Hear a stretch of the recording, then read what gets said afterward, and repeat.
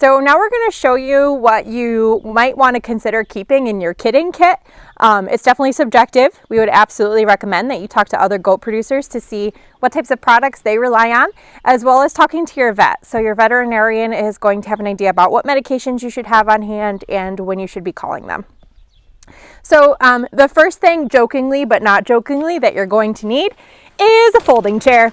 So the thing with goats going in labor is that it takes forever, and then you're going to turn around for a second to go grab a drink of water, come back, and she's going to be kidding and it's doing its thing. And then the kids are immensely cute, so you're going to want to sit and watch them for 2 hours. So I absolutely positively recommend having a folding chair around. Along the same lines of a folding chair is a tarp. So tarps can come in handy, and these are just cheap small tarps that I can throw away if they get nasty and I don't feel bad about it, but they're really helpful. So for you, if you need a place to stand or sit because you didn't listen to me and bring your folding chair, you can put this down on the barn floor and hang out while you're watching while you're waiting for the doe to kid.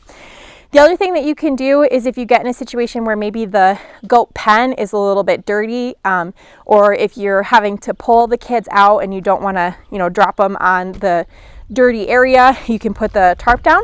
It's just like a clean area to do whatever you need to do with the kid. And then finally, once the kid is born, usually depending on what type of an area you have where that doe is kidding, it can get really gross and slimy and wet. So having a tarp to lay down or just something that you can put down if you need to can be really helpful.